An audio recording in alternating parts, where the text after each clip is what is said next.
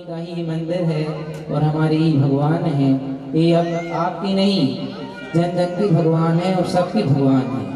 कोई भी जैन बिंब केवल अपना नहीं होता, सारे जहाँ के अपने भारत हैं, उनमें कोई अंतर नहीं है। और सबका उद्धार, सब जैन बिंबों का उद्धार हमारा ही उद्धार है। तो यह जीव अनादिकाल से अपनी यात्रा करता चला आ रहा है, लेकिन उसमें इसने कभी, जो आज केवल ज्ञान का दिन है, इसने कभी अपना ज्ञान नहीं किया है। उस अपने ज्ञान के अभाव के कारण ही यह जीव भटक रहा है।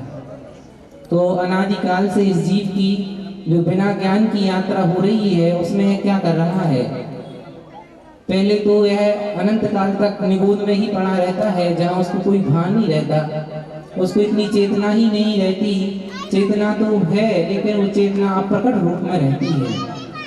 फिर धीरे धीरे वह यात्रा करता हुआ, जो नित्य निगूढ़ है वो तो हमेशा निगूढ़ में ही जीव रहे आते हैं, लेकिन निगूढ़ से निकलकर जीव यह एक इंद्रिय के पर्यायों को धारण करता है।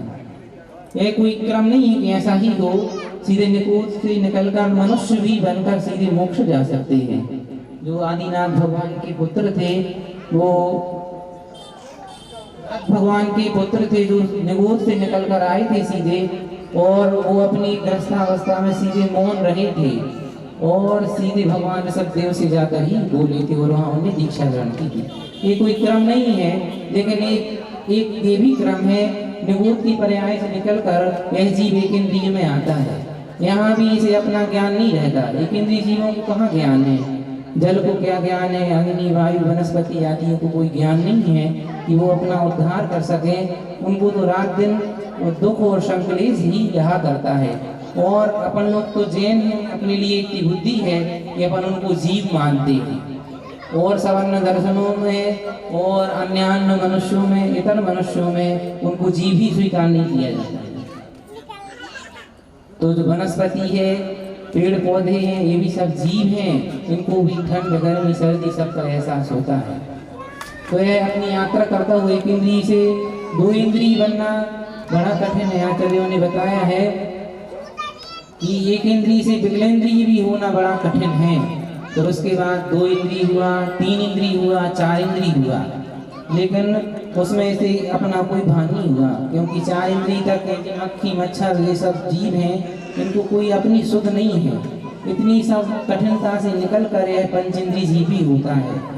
तो क्या होता है? पंचेंद्रिय हुआ तो वह या तो निर्मल पशु होता है, तो जो दूसरे सबल पशु होते हैं, ऐसे हैं अधिक, यदि वह मृग आदि जो निर्मल पशु होता है, तो दूसरे जो सबल पशु हैं उनके द्वारा खाया जाता है। उन जो सबल हैं पशु, उनके द्वारा रात दिन भयभीत रहता है। उसको यही भय रहता है कि हमारे प्राणों का रक्षण कैसे रहे। देखो मृग वगैरह और दूसरे जीव अपन ने देखे होंगे कितने भयभीत रहते हैं। फिर धीरे धीरे यह चलता है और स्वयं सबल होता है, तो दूसरे जीवों पर अन्याय करता है, फिर और वह अन्याय करके नरक गति को प्राप्त हो जाता है। और फिर नरक में जो विविध यातनाएं भोगनी पड़ती हैं, बतलाते हैं वहाँ की भूमि का स्पर्श ही ऐसा है जैसे हजारों बिच्छू एक साथ डंक मारे अपने लिए। जो जितनी तीव्र वेदना तब होगी, उतना ही वहाँ भूमि का स्पर्श से वहाँ दुख होता है। तो धीरे धीरे नरक के बाद यह पशु पक्षी भी हुआ और वहाँ इसने मन भी पाया, लेकिन मन का कोई अच्छा इस्तेमाल नहीं कर पाया। इतनी सब दुर्लभताओं के बाद भी यदि मनुष्य होता है तो क्या होता? जो मलेच्छ मनुष्यों में उत्पन्न होता है, आर्यखंड में भी उत्पन्न होता है, तो उसे सम्यक दर्शन की प्राप्ति नहीं होती है। पहले तो मलेच्छों में होता है, जहाँ और जीवन में मतलब जो पशुओं में और मनुष्यों में कोई अंतर ही नहीं होता। उनकी ऐसी कुल परंपरा ही होती है जहाँ मांस खाना ही प्रारंभ से सिखाया जाता है। जहाँ शराब पीना महिलाओं में क्या, पुरुषों में क्या, सब में शराब पीना ही धर्म है। उनके शादी विवाहों में, उनके कार्यक्रमों में, उनमें ऐशो आराम और विषय भोग में रात दिन मस्त रहना, बस यही उनकी कुल परंपरा है। उनको धर्म का जो शब्द है वह भी उन मनुष्यों को सुनाई नहीं देता। तो ऐसे मनुष्य भी अपन हुए तो उसे अपना भान ही नहीं किया। जो लौकिक परंपराएं चलती रहीं, जो लौकिक मूर्ताएं चलती रहीं, और जो अपना बाह में देहिक और लौकिक जो भी संस्कार हैं उन्हीं को करना जिन धर्मों में बदलाया गया, उन्हीं मूढ़ताओं में अपन फंसे रहे। अपन ने कभी अंतरंग से अपनी आत्मा को और उस सम्यक दर्शन को वीतराग भगवान का कभी ज्ञान ही नहीं किया। इतनी सब दुर्लभताओं के बाद भी अपन यदि जैन कुल में जन्म भी लिया तो अपन जो जैन कुल में जन्म लिया तो जैसी जैसी सब जो कुल परंपराएं चलती हैं उनमें भी जैनों में भी अनेक प्रकार की मिथ्या दर्शन का व्यामोह रहता है। उन्हीं में अपन भी फंसे रहे। अपन तो कुल परंपरा से अपने जो पिताजी दादाजी मंदिर जाते थे तो अपन जाने लगे, वो भगवान का अभिषेक करते थे तो अपन करने लगे, और कुल परंपराओं से अपनी जो भगवान की पूजा होती थी तो अपन भी उन्हीं के समान पूजा करने लगे। लेकिन कभी अपन ने विचारा नहीं किया पूजा किस प्रयोजन से की जाती है, या जिनेंद्र भगवान का अभिषेक किस प्रयोजन से किया जाता है, तो जो जिनेंद्र भगवान है वह है क्या वास्तव में, इसका कभी अपन ने भान ही नहीं किया। तो यह जैन कुल प्राप्त करके भी जैसे और अन्य व्यामोहों में फंसकर और अन्य मूर्ताओं में फंसकर इसको भी अपन ने व्यर्थ ही बहा दिया। अब अपने लिए ये जैन कुल भी मिला है और सच्चे गुरु भी मिले हैं और सच्चे शास्त्र भी मिले हैं, लेकिन आजकल एक्स्ट्रा में क्या मिल गया है, मोबाइल मिल गया है। इससे भगवान का दर्शन तो कर लेते हैं लेकिन उस ज्ञान की भगवान की वाणी को पढ़ने का अपने लिए समय ही नहीं है। जो सारा समय है वह सब मोबाइल में ले लिया है। जो अपने लिए अपने व्यवसाय आदि या जो अपने घर के कार्यों से जो फुर्सत मिलती है अब वह सब समय कहाँ गया, सब मोबाइल में चला गया। और उस मोबाइल से सार क्या होता है, जो व्हाट्सएप और फेसबुक चलते हैं उससे सार क्या निकलता है। कभी बैठ के 5 मिनट विचार करना कि हमने जितने मोबाइल चलाया है, फेसबुक व्हाट्सएप या अन्य चीज़ें जो उसमें उपक्रम किया है उससे सार क्या निकला। तो आप कहने की जरूरत नहीं है, आप स्वयं समझ जाओगे कि उसमें सार क्या निकलता है। अपना समय तो निश्चित है, मनुष्य आयु जो अपने लिए प्राप्त हुई है इसमें अपने लिए समय निश्चित है और इसमें ही अपने लिए उद्धार करना है। क्योंकि थोड़े से ही मतलब 24 या 45 भाव ही मनुष्य भाव के प्राप्त होते हैं, उनमें स्त्रियों और नपुंसकों के भी भाव जुड़े रहते हैं। तो इतने भावों में अपना उद्धार हो गया तो हो गया, नहीं तो जो परंपरा चल रही है वो परंपरा अपनी जो की तो चालू रहेगी। तो अनादिकाल से अपना संसार में चल रहा है, अनादिकाल से परिभ्रमण चल रहा है और किसके अभाव में चल रहा है। आज तक अपन ने कभी सम्यक ज्ञान नहीं किया, कभी बैठ के अपन ने अपने आप को देह ही माना है। अपन ने जैन कुल भी प्राप्त कर लिया लेकिन अपनी जो मिथ्या मान्यता है उसको अलग नहीं किया। अपन ने अपने आप को अभी तक देह ही स्वीकार किया है, उसी के हिसाब से तो अपना सारा जो कार्यक्रम है उसके हिसाब से रहता है। अपन सुबह से उठ के उस देह के बारे में ही चिंतन चलता है और जो अपना पूरा प्रोग्राम है जो कार्यक्रम है उसी के बारे में तो सोचते हैं अपन देह के बारे में, उसको ही नहलाना धुलाना और उसकी संतुष्टि के लिए मन जो अपना असंतुष्ट सा हो जाता है उसकी संतुष्टि के लिए अपन मंदिर आते हैं। अपन ने कभी जो अपन आत्म रूप है, जो अपनी चैतन्य सहजानंद आत्मा है उसके बारे में कभी विचार नहीं किया। उसके लिए उसकी प्राप्ति के लिए जो जिनेंद्र भगवान ने जिसको प्राप्त कर लिया है उसके लिए अपन ने कभी दर्शन ही नहीं किए भगवान के। अपन तो अपनी लौकिक इच्छाओं को लेकर हमारे स्त्री पुत्र मित्र सब स्वस्थ रहें, सब कुशल मंगल रहे, सबके घर में हमारी शांति रहे, लक्ष्मी की बरकत रहे, इस अन्य प्रयोजन भी हो सकते हैं। इन सब प्रयोजनों के साथ अपन अभी तक वीतराग भगवान के यहाँ आए न अपन ने भगवान को समझा है। जितनी बड़ी दुर्लभताओं से अपन ने जैन कुल प्राप्त कर लिया उसमें अपन ने मनुष्य कुल प्राप्त कर लिया। अब अपने पास सब प्रकार की बुद्धि है, सब प्रकार की सक्षमता है, इतनी निर्धनता भी नहीं है कि हमें खाने पीने की रोज चिंता करनी पड़े कि अब आज हम कुछ काम नहीं किया है तो कल भूखे रहेंगे। तो जैन कुल में इतनी अपने यहाँ निर्धनता भी नहीं है, अपने प्रकार सब प्रकार की संपन्नता है और हम सब प्रकार की सोच समझ रखने वाले हैं। अपने पागल उन्मत्त विक्षिप्त भी नहीं है, अपनी बुद्धि इतनी खराब भी नहीं है कि अपन अपने हित और अहित के बारे में ना सोच सके।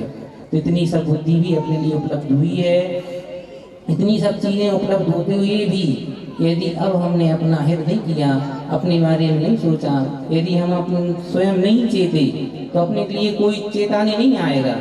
गुरु महाराज भी कह रहे हैं, भगवान भी मंदिर में बैठे हैं, वो प्रतिमाएं निरंतर उपदेश दे रही हैं वीतरागता की। गुरु महाराज भी उपदेश दे रहे हैं, लेकिन अपन स्वयं ना सुधरना चाहें तो संसार में कोई भी सुधार नहीं सकता। ये प्रकृति है, इसमें बर्बाद होना तो निश्चित है। बर्बाद तो सभी लोग होते हैं और बर्बाद होने से कोई रोकने वाला नहीं है। वो लोग जितना बर्बाद होना है, कोई रोकने वाला है किसी जीव को? भगवान महाराज ने मंत्रों के माध्यम से और अपनी बड़ी शुभ भावनाओं से सबके मंत्र जाप से उसमें परमात्मा का प्रवेश हो गया है। अब इस परमात्मा के प्रवेश के साथ साथ अपने अंदर भी इस देह में देहातीत अपनी आत्मा विराजमान है, उसके बारे में भी सोचना है। अपन वृद्ध या बालक जो भी हो, आत्मा में कोई भेद नहीं है। स्त्री पुरुष का नपुंसक का कोई भेद नहीं है। सब आत्माएं अपना उद्धार कर सकती हैं, बस उसमें सजगता की आवश्यकता है। आत्मोपलब्धि के लिए सबसे पहले अपने लिए सम्यक दर्शन की उपलब्धि प्रथम आवश्यकता है। उस सम्यक दर्शन को भी अपन ज्ञान के माध्यम से, शास्त्र के स्वाध्याय के माध्यम से सम्यक दर्शन को प्राप्त कर सकते हैं। उस सम्यक दर्शन की उपलब्धि के लिए सर्वप्रथम अपने लिए स्वाध्याय का नियम होना चाहिए सभी लोगों का, चाहे बच्चे हों चाहे बूढ़े हों, सबके लिए सबसे प्रथम अपने लिए पद्म पुराण का स्वाध्याय करना चाहिए, जिसके माध्यम से अपने लिए, क्या अपन लोग तो जैन लोग हैं, भगवान के प्रति श्रद्धा है ही है, दूसरे लोग भी जिस पद्म पुराण का स्वाध्याय कर लेते हैं तो वो जैन बन जाते हैं। गणेश प्रसाद गढ़नी जी, जिन्होंने पूरे भारत वर्ष में ज्ञान का बहुत प्रचार किया, अनेक प्रकार के विद्यालय खुलवाए, तो गणेश प्रसाद गढ़नी जी भी पद्म पुराण का स्वाध्याय होता था उनके पास में, जैन मंदिर था, तो उस पद्म पुराण के सुनने के माध्यम से वह जैन बन गए थे। हमारे भी अनेक मित्र हैं जो ब्राह्मण हैं, जिन्हें पद्म पुराण का स्वाध्याय किया तो जिनेंद्र भगवान के प्रति उनका भी श्रद्धा प्रकटित हुआ। लेकिन उनकी कुल परंपरा है, उनके यहाँ जो अन्य पूजा और परंपरा चलती है वो भी उनको सबको पालन करना पड़ता है, लेकिन उसके सबके बावजूद भी वो सब स्वीकार करते हैं कि सच्चे देव तो हैं वो जिनेंद्र देव ही हैं, और वह 3 लक्षणों से विशिष्ट हैं, जिनमें वीतरागता है, सर्वज्ञता है और हितोपदेशिता है। इसे 3 लक्षणों से युक्त यह हमारी परमात्मा है जो 18 दोषों से रहित हैं। अन्य संसार में जितनी भी परमात्माओं की और देवी देवताओं की उपासना की जाती है वे सब 18 दोषों से सहित, उनमें कोई ना कोई दोष होता ही है, लेकिन जो वीतराग अरहंत परमात्मा है वे 18 दोषों से रहित होते हैं। और जो धर्म है, जैन धर्म है, वह हिंसा से रहित है। यह ऐसा जिन धर्म और जिन देव और सच्चे गुरु, यही हमारे लिए उपासनीय है। पहले प्रथम भूमिका में हम इनकी उपासना के माध्यम से उनकी वीतराग भगवान की उपासना करते करते हम स्वयं अपनी आत्मा को समझते हैं। इन्हीं की समान तो शुद्ध बुद्ध हमारी आत्मा भी है। तो आज तक अपन अनादिकाल से भटकती हुई आ रहे हैं और कर क्या रहे हैं मनुष्य जीवन में, एक ढर्रे से अपना जीवन चल रहा है। सबके जीवन की एक सी ही कहानी है, कोई अलग नहीं है कहानी। क्या होता है, पहले बचपन में रहे तो अपना बचपन ऐसे खेल कूद में बीत गया, और फिर जवानी में प्रवेश हुआ तो 20-22 साल में अपनी विवाह हो गया। सबकी एक सी कहानी है ऐसा ही। 20-22 के बाद 25-26, अब बड़ी उम्र हो गई है तो ज़्यादा बड़ी उम्र में विवाह होने के पहले 25-26 या 30 तक अपने बच्चे उत्पन्न हो जाते हैं। अभी तक अपन स्त्री या पति के बारे में ही विचार करते थे, इसके बाद अपने स्त्री और पति के अलावा बच्चे भी उत्पन्न हो गए। अब उन सब से, स्त्री से और पति से अपनी चिंता हटकर बच्चों पर केंद्रित हो जाती है। फिर बच्चों के बाद धीरे धीरे बच्चे बड़े हो जाते हैं, स्वयं सक्षम हो जाते हैं सब कार्य करने में, और अपन भी एक वृद्धावस्था की ओर आ जाते हैं। तो उसके बाद अपने लिए एक और धन की लालसा बढ़ जाती है, कैसे कैसे करके हम अपना बहुत सारा धन उपार्जित करते हैं, जिससे हम समाज में यश और प्रतिष्ठा को प्राप्त कर सकें। फिर इसके बाद वृद्धावस्था आती है। अगर बच्चे आपने संस्कारित किए हैं और उनको धर्म से जोड़ा है तो वो तो आपकी सेवा करेंगे, नहीं तो आपको जो घर आपने बड़े सपनों से बनाया था वह घर भी आपको छोड़ना पड़ेगा। बच्चे आपको वृद्धाश्रम में कराएंगे। यदि आपने संस्कार दिए हैं तो वो घर में रखेंगे, नहीं तो जो आपने सपनों से जिस घर को सजाया है वह भी आपको छोड़ना पड़ेगा। सत्य जीवन ऐसा ही है, कोई अलग है जीवन। जो इस लीक से या परंपरा से हटकर अलग चलते हैं उनका जीवन अनिश्चित होता है, लेकिन सब ग्रस्तों का एक सा जीवन है। उनकी शादी होगी, बच्चे होंगे, और वो भी आवश्यक है जैन धर्म की परंपरा बनाने के लिए। यदि उनका जन समुदाय नहीं होगा, धार्मिक लोग नहीं होंगे, तो वह समुदाय भी नष्ट हो जाएगा। न धर्मो धर्म के बिना, बिना धर्मात्माओं की धर्म नहीं ठहरता है। तो इसलिए उस धर्म को जीवित रखने के लिए और जैन धर्म की परंपरा को अखंड बनाए रखने के लिए यह भी बहुत आवश्यक है। ब्रह्मचर्य धर्म का पालन करना भी सबके बस की बात नहीं है।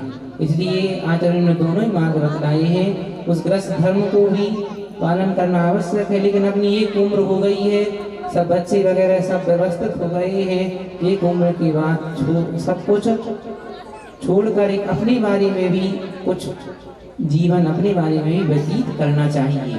क्योंकि अनादिकाल से अपन इस संसार में भटकते आ रहे हैं। यदि अपन ने कभी अपने बारे में नहीं सोचा तो कोई दूसरा सोचने नहीं आएगा। अपनी आत्मा का उद्धार हमें स्वयं करना होगा और उसके बारे में हमें स्वयं ही सोचना होगा। तो अपने लिए सब प्रकार की अच्छी बुद्धि उपलब्ध हुई है। तो आज इस पंच कल्याण के माध्यम से आज भगवान को केवल ज्ञान हुआ है, वह आत्मा से परमात्मा बन गए हैं। तो अब अपने लिए भगवान तो परमात्मा बन गए हैं, लेकिन अपनी आत्मा भी अपन अपनी आत्मा के बारे में समझ जाएं और उसको धीरे धीरे परमात्मा बनाने की ओर अग्रसर करें, तो अपना जीवन सार्थक होगा। तो अनादिकाल से इस संसार परिभ्रमण में भटकते हुए हमने कभी अपने बारे में नहीं सोचा है। तो उस अपने बारे में कैसे सोचे, इसके बारे में बतला रहे थे। इसके लिए हमें सम्यक दर्शन की प्रथम आवश्यकता है। अध्यात्म की चर्चा तो अन्य सब दर्शनों में बिना अध्यात्म की चर्चा के कोई भी दर्शन नहीं है। सब में अध्यात्म की चर्चा की जाती है, लेकिन उनका अध्यात्म अधूरा है। जो जैन दर्शन में आचार्यों ने इस अध्यात्म को बतलाया है वह बड़ा लाभकारी है, और सत्य अध्यात्म वही जिनेंद्र भगवान के द्वारा प्रतिपादित है, वही सत्य अध्यात्म है। और भी अन्य दर्शनों में अनेक प्रकार के वो अध्यात्म के अनेक प्रकार के चैनल और वो चलते हैं, लेकिन सब वह एकांत होने से सब विपरीत और मिथ्या है। जिनेंद्र भगवान के द्वारा प्रतिपादित अध्यात्म और जो आत्मा की बात है, परमात्मा की बात है और बहिरात्मा की बात है, जो जिनेंद्र भगवान ने जिसको प्रतिपादित किया है वही पूर्ण सत्य है। तो सम्यक दर्शन में अपने लिए सर्वप्रथम सच्चे देव के बारे में जानना है और उस सच्चे देव के बारे में श्रद्धान भी करना है और उस सच्चे देव के बारे में प्रतीति भी करना है। यदि अपन अनेक मतांतरों में अपने मन को भटकाए रहे तो अपन कभी जिनेंद्र भगवान के मार्ग में नहीं लग सकते हैं। यह आचार्य ने कहा है, भयासा स्नेह लोभाश्च कुदेवागम लिंगी नाम प्रमाणम विनयम चैव न कुर्यु शुद्ध दृष्टया। सबसे पहले सम्यक दृष्टि बनने के लिए हमें अपनी जो क्रिया है उसको सुधारना होगा। यदि हम भय से लोग बहुत आकुलित रहते हैं कि हमारा क्या होगा, अब क्या होगा, आज ये हो गया, अब क्या होगा, तो जो मिथ्यात्व छोड़ने में लोगों को डर बहुत रहता है। हमारा तो सब काम इसी से चल रहा था कि हम छोड़ देंगे तो हमारा अनिष्ट हो जाएगा। जबकि जैन धर्म कर्म सिद्धांत पर भरोसा करता है, जो आपने किया है वही होगा, उससे हमें कुछ भी नहीं होगा। जब सम्यक दृष्टि वह हो जाता है तो इस प्रकार के भयों से मुक्त हो जाता है। दूसरे नंबर पर लोग बाग स्नेह बस, यदि उनके दोस्त मित्र या अन्य जो बहुत घनिष्ठ संबंधी हैं वह मिथ्यात्व की ओर बढ़ रहे होते हैं तो उनके स्नेह बस वह भी बढ़ जाता है। यदि हम इनसे विपरीत चलेंगे तो ये हमसे स्नेह तोड़ देंगे, इस भय से भी वह मिथ्यात्व की ओर बढ़ता है और जिनेंद्र भगवान से दूर होता जाता है।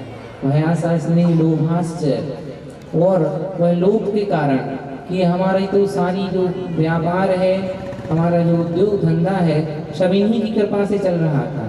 यदि हम ऐसा अन्य अन्य क्रियाओं को नहीं करेंगे तो हमारा सारा धंधा चौपट हो जाएगा। उसके अंदर यह लोभ होता है और वह क्या कर लोग उसका जो सोच है वह देह तक ही सीमित है, देह तक सीमित है। और जो देह के रिश्तेदार हैं, नाते हैं, परिवार हैं, कुटुंबी है, कुटुंबी जन है, बस उन्हीं के लिए वह चाहता है और उन्हीं की उन्नति के लिए लौकिक इच्छाएं करता है और लौकिक मान्यताओं की पूर्ति चाहता है। बस उसको तो अकेले पैसे धन पैसे का लोभ नहीं रहता। जो कुटुंबी हैं उनके हित का लाभ, वो स्वस्थ रहे, अच्छी रहे, क्योंकि वह आत्मा को तो जानता नहीं, वह तो अपने लिए भी देह गिनता है और दूसरे जो सब जीव हैं उनको भी देह के रूप में ही देखता है। इसलिए उनकी देह की सलामती ही चाहता है, देह रूप में स्वयं अपने को देखता है और दूसरे जो भी कुटुंबी जन है, मित्र जन है, उन्हें भी देह रूप में ही देखता है। इसलिए वह देह की ही खुशामद करता है, देह के लिए सारी यत्न करता है। कोई किसी की आत्मा का हित चाहता है तो पारिवारिक जन व अपनी स्वयं का आत्मा का हित चाहता है, और न जो पारिवारिक जन है न उन्हें आत्मरूप देखता है, न उनकी आत्मा का हित चाहता है। यदि आत्मा का हित चाहता तो उनको अच्छे कार्यों में लगाता, स्वयं भी अच्छे कार्यों में लगता, लेकिन वो तो स्वयं देह रूप है और देह रूप ही दूसरों को देखता है। इसलिए देह की ही उनकी खुशामद करता है। यदि वह स्वयं को अपने आत्म रूप जान ले, स्वयं अपनी आत्मा को सम्यक दर्शन से सुशोभित कर ले, तो वह दूसरे जीवों को भी वह सम्यक दर्शन से सुशोभित करेगा, अपने घर पारिवारिक जनों को भी सम्यक दर्शन से सुशोभित करेगा। तो आचार्य ने कहा भयासा स्नेह लोभाश्च कुदेवागम लिंगी नाम। तो जिनेंद्र भगवान के अलावा जो भी जितने देव हैं वे सब कुदेव हैं, और कुदेवागम और जो भी जिनेंद्र भगवान की वाणी के अलावा, जिनेंद्र भगवान के शास्त्रों के अलावा जो भी जितने भी संसार में शास्त्र हैं, शास्त्र तो सब धर्मों में है, बिना शास्त्रों के किसी भी धर्म में परिवर्तन नहीं है। हर धर्म का शास्त्रों के माध्यम से ही परिवर्तन होता है। जो संसार में बलि प्रथा वगैरह फैली हुई है और जो अन्य विविध प्रकार की लौकिक क्रियाएं होती हैं वे सब शास्त्रों के माध्यम से ही होती हैं। तो ऐसा एक भी धर्म नहीं है जिसमें शास्त्र नहीं हो। तो उन शास्त्रों की भी परीक्षा करना है। सच्चे देव जिनेंद्र भगवान हैं और उनकी वाणी सत्य क्यों है? क्योंकि भगवान वीतराग हैं। वीतराग होने के साथ साथ सर्वज्ञ हैं, सब तीनों लोगों को हैं। इसलिए उनकी जो वाणी है, जो उनके शास्त्र है, वे सत्य हैं। और जो अपनी जिनेंद्र भगवान ने तो अपनी आत्मा को पूर्ण रूप से प्राप्त कर लिया है, और जो उस आत्मा को परमात्मा बनाने के लिए अग्रसर रहते हैं, अपनी चर्या के माध्यम से जो अपनी आत्मा को परमात्मा बनाने के लिए अग्रसर हैं, ऐसे हमारे गुरु हैं जो विषयों की आशा से रहते हैं और ज्ञान ध्यान और तत्व में लीन रहते हैं, ऐसे सच्चे गुरु हैं। तो इन तीन के माध्यम से ही हमें सम्यक दर्शन की प्राप्ति होती है। और जो तीन चीजें ही हर धर्मों में उपलब्ध रहती हैं, उनके देव भी होंगे और उनके शास्त्र भी होंगे और उनके गुरु भी, उनके मानने में गुरु भी होंगे। तो इन सब के माध्यम से हमें मिथ्या श्रद्धान भी होता है, और इन्हीं सच्चे जिनेंद्र भगवान तीर्थंकर भगवान की मान्यता करने से हमारी मान्यता सत्य होती है और हमारी अंतरात्मा सम्यक दर्शन से सुशोभित होती है। तो सबसे पहले अपने लिए सब व्रतों को धारण करने से पहले सबसे पहले अपने सम्यक दर्शन मुख्य है। इसलिए अपनी आत्मा को उस सम्यक दर्शन पद्म पुराण के माध्यम से या रत्नकर्ण श्रावकाचार्य के माध्यम से हमें उस सम्यक दर्शन को पूर्ण पहले पढ़ना चाहिए। क्योंकि आचार्य ने कहा जब तक आप जानोगे नहीं कि हित क्या है और अहित क्या है, ज्ञान क्या है और अज्ञान क्या है, तब तक आप कैसे जानोगे कि हमें क्या ग्रहण करना है और क्या छोड़ना है, क्या हमारे लिए ये है और क्या उपादेय है। तो उपादेय वस्तु को जानने के लिए पहले अपने लिए पढ़ना पड़ेगा, स्वाध्याय करना पड़ेगा। तो उस रत्नकर्ण श्रावकाचार्य के माध्यम से और पद्म पुराण के माध्यम से अपन पहले जान तो लें कि सम्यक दर्शन क्या है, सम्यक ज्ञान क्या है और सम्यक चारित्र क्या है। फिर उस सम्यक दर्शन को प्राप्त जान करके सबकी आत्मा को सम्यक दर्शन से भूषित करना चाहिए। क्योंकि अनादिकाल हो गया भटकते भटकते, और कब तक भटकोगे? और अभी नहीं आपने अपना उद्धार की बात शुरू की, अभी नहीं आपने कोई कदम उठाया, तो इसी तरह जैसे डुल रहे हो संसार में, अरे इन सब चीज़ों को पा लिया आपने, घर गाड़ी वैभव दुकान मकान, ये किसके पास नहीं रहता? देखो कोई भी व्यक्ति, क्या पशु पक्षी तक, अभी आप लोग अपने घर में रहते हैं, लेकिन जो पशु पक्षी हैं वे भी अपने घरों में वे भी अपने अपने हिसाब से घरों का निर्माण कर लेते हैं। अभी आप अपने घर में राजा हो तो पशु पक्षी भी, और जो जंगल के पशु पक्षी हैं सब वो भी अपने अपने जंगलों में अपने अपने राजा होते हैं। अभी आपके पास स्त्रियां हैं, पुत्र हैं, मित्र हैं, तो स्त्रियां पुत्र मित्र तो त्रियंचों के पास, जंगली जीव जंतुओं के पास भी रहते हैं, वे भी अपने काम भोग की भूख मिटाते ही हैं, उनके पास भी सब उपलब्ध है जो आपके पास उपलब्ध है। बस आपके पास सबसे बड़ी उपलब्धि है इस बुद्धि की, इस बुद्धि का इस्तेमाल हमें उस सम्यक दर्शन को प्राप्त करने में लगाना है। तो वह सम्यक दर्शन को प्राप्त करके फिर आगे हम और आगे बढ़ेंगे कि अपना जीवन ऐसा ही व्यर्थ गंवा देना है। आचार्य ने कहा बिना व्रतों के विभूषित किए हुए हमें मनुष्य को नहीं खोना है। तो छोटे छोटे व्रतों को धारण कर दे, जो एक अपनी सीमा तक पहुंच गए हैं, 50 से ऊपर हो गए हैं, 60 वर्ष के हो गए हैं, उनको अपने जीवन में अवश्य ही अनुव्रतों को धारण करना चाहिए, क्योंकि बिना अनुव्रतों को धारण किए हुए हमारी आत्मा का कभी उद्धार नहीं होगा। जिनका भी आज तक उद्धार हुआ है, तीर्थंकर भगवान भी जिस मार्ग को अपनाते हैं वह व्रतों के माध्यम से ही इस आत्मा का उद्धार होता है। तीर्थंकर भगवंतों को क्या कमी होती है? तीर्थंकर ऋषभदेव भगवान का अपन ने यहाँ पूरा चरित्र देखा है, जाना है। ऋषभदेव भगवान ने तो अनेकों वर्षों तक उन भोग को भोगा, और उन जैसी शक्ति भोगने की तीर्थंकर भगवान स्वयं है। उन जैसा रूप 3 लोक में किसी का रूप नहीं होता जैसा तीर्थंकर भगवान का रूप होता है। उनमें जन्मते ही साथ अतिशय बल होता है, उनकी भोगने की शक्ति अक्षुण्ण रहती है। अपन मनुष्यों की अपन कितनी तुच्छ हैं उनके आगे, और आपकी क्या शक्ति है भोगने की, ये कोई कल्पना नहीं की जा सकती है। तीर्थंकरों को भोगने की शक्ति भी अक्षुण्ण होती है, वे जन्मते ही साथ अतिशय बल के धारक होते हैं। तो उन्होंने बहुत लंबे समय तक सुखभोग भोग किया, और उनका जो शरीर सुंदर होता है, वैसे कामदेव क्या तीर्थंकर के समान किसी का सुंदर शरीर पूरे विश्व में कहीं भी सुंदर नहीं, सबसे ज्यादा सुंदर तीर्थंकर भगवान ही होते हैं।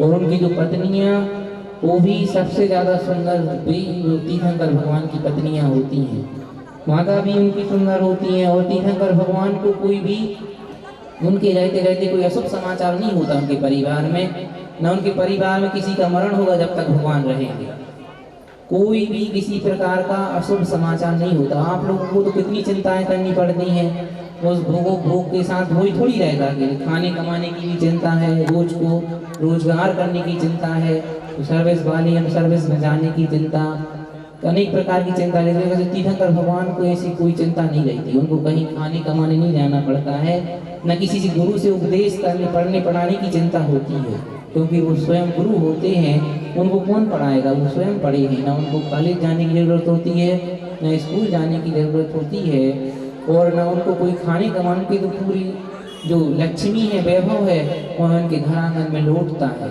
इनके जन्मते ही साथ जो इंद्र हैं किंकर के समान, नौकरों के समान आगे पीछे फिरते हैं उनके खिलान खेलने के लिए, उनके मनोरंजन करने के लिए। और उनका जन्म ही नहीं होता है, उससे 6 महीने पहले से रत्नों की वर्षा हो जाती है। ये हैं मकड़ी की जाल की तरह, उसमें मकड़ी की जाल की तरह उसमें लिपटे हुए हैं। मकड़ी जाल बनाती है दूसरी जीवों को फंसाने के लिए, मक्खी मच्छर के लिए, लेकिन उस जाल में वह स्वयं फंसकर मर जाती है और वह इस जाल से निकल नहीं पाती है। इसी तरह घर गृहस्थी अपन ने बसाई है, बहुत अच्छा किया है। जिन भगवान की वंश में जो अपन ने अच्छी संतानें दी है, बड़ा पुण्य का कार्य किया है। लेकिन इसके साथ साथ अपन के लिए अब अपना उद्धार भी करना है। मकड़ी के समान अपन उसमें फंस कर मर ना जाए, बस इतना ध्यान रखना है। तो सबकी आत्मा उस निर्मल सम्यक दर्शन से विभूषित हो। इस निर्मल सम्यक दर्शन के माध्यम से आत्मा परमात्मा बन जाती है। तीर्थंकर भगवंतों ने जिस सम्यक दर्शन को धारण किया था, उस सम्यक दर्शन के माध्यम से अपनी आत्मा को पवित्र और निर्मल बनाया है, वही सब सम्यक दर्शन हम सब जीवों के अंदर भी प्रवेश करे। जी उत्तम भावना के साथ उड़ोदेवाई देवी खजाना श्री पार्श्वनाथ भगवान की, पंच परमेष्टि भगवान की, श्रीमद जनेन्द्र पंच कल्याणक प्रतिष्ठा महोत्सव की, परम पूज्य आचार्य प्रवर 108 श्री विद्यासागर जी महाराज की, परम पूज्य मुनि श्री 108 माधव सागर जी महाराज की। देव भजो अरिहंत को पुरुषे को निर्जन, दया धर्म पालो सदा यही मोक्ष का पंथ। लो पढ़ना मुखर मंत्र का जाप।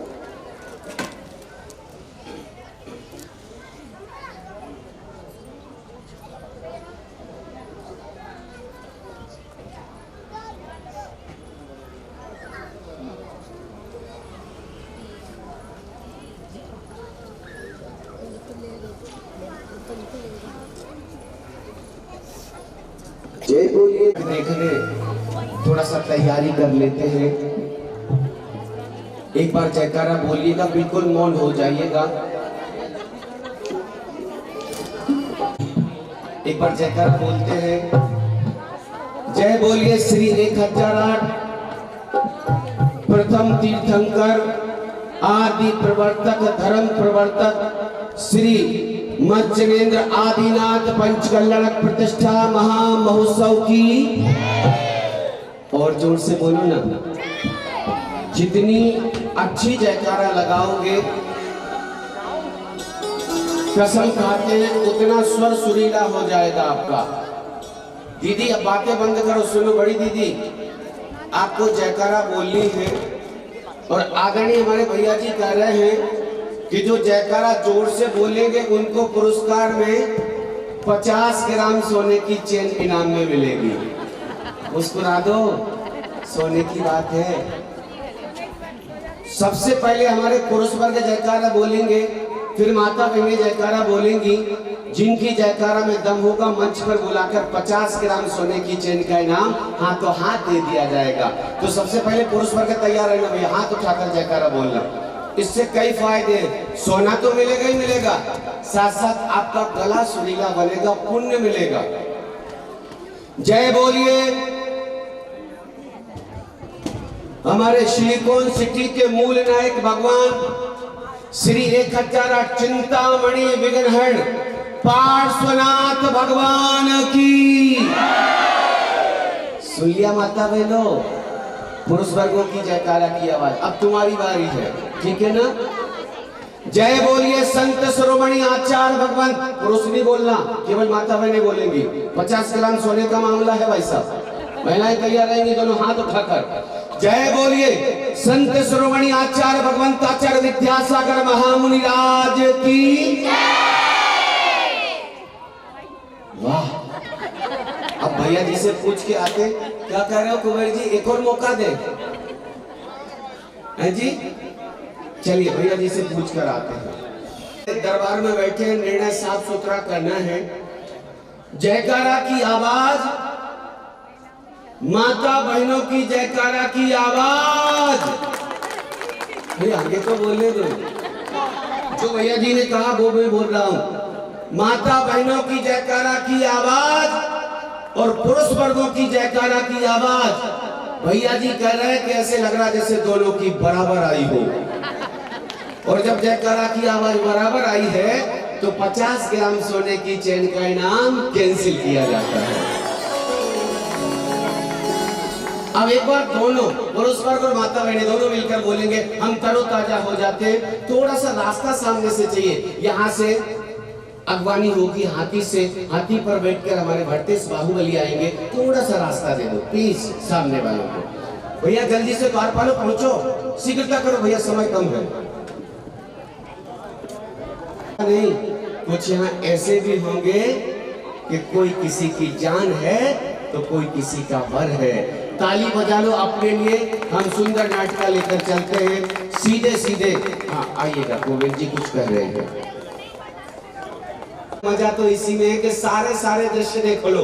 कल देखा था आपने भरत और बाहुबली का विवाह, दोपहर में इससे पहले देखा था उनको अयोध्या का राज सौंपा गया भरत को। बाहुबली को पोदनपुर का राज्य सौंपा गया। कुशलता पूर्वक राज्य संचालन कर रहे थे भरत और बाहुबली। यहां समय निरंतर सुखमय व्यतीत हो रहा था। भैया जल्दी सेटिंग कर दो माइक की, यार मजा नहीं आ रहा। अयोध्या का हम प्रांगण दिखाते हैं। हेलो, दरबार सजा हुआ है, तभी संकेत मिलता है सावधान, होशियार, अयोध्यापति सम्राट। भैया आप अपनी पटरानी को भी साथ लेकर आइए। भरतेश का दरबार है, भरत जी अपनी पटरानी को भी।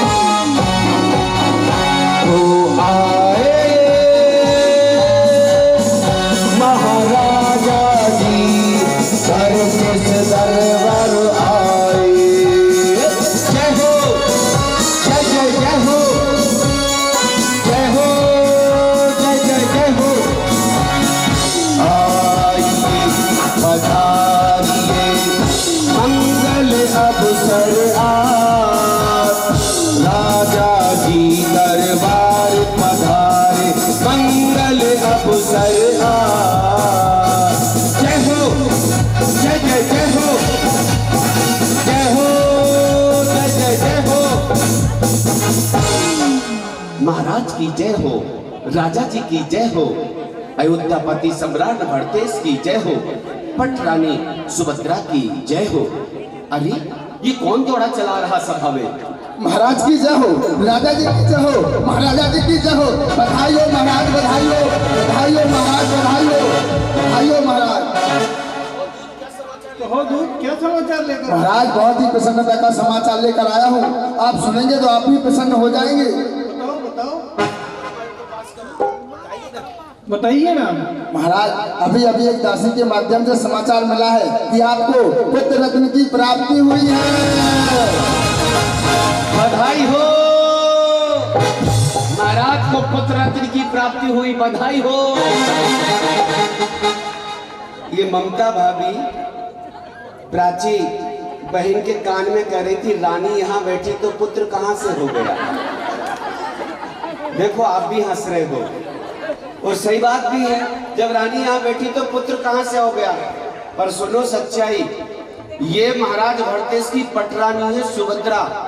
इनकी एक रानी नहीं है, कई रानियां हैं, इसलिए आए दिन ये समाचार मिलते रहते हैं। और पटरानी के कभी संतान नहीं होती। उसके सौंदर्यता में जो 14 रत्न कहे गए ना, उन 14 रत्नों भैया उन 14 रत्नों में एक रत्न है पटरानी सुभद्रा रत्न है। तो इनके पूरे जीवन काल में तिल मात्र भी सुंदरता में कमी नहीं आती, पटरानियों के संतान नहीं होती। अब तो संतोष है ना, बजाओ ताली एक बार। महाराज पुत्र रत्न की आपको प्राप्ति हुई। जिस बहन का डांस है वो तैयार रहेंगे, अपना मोबाइल वहां लगा के तैयारी कर ले। जिस बहन का डांस है, अरे एक और दूध दौड़ा चला रहा है।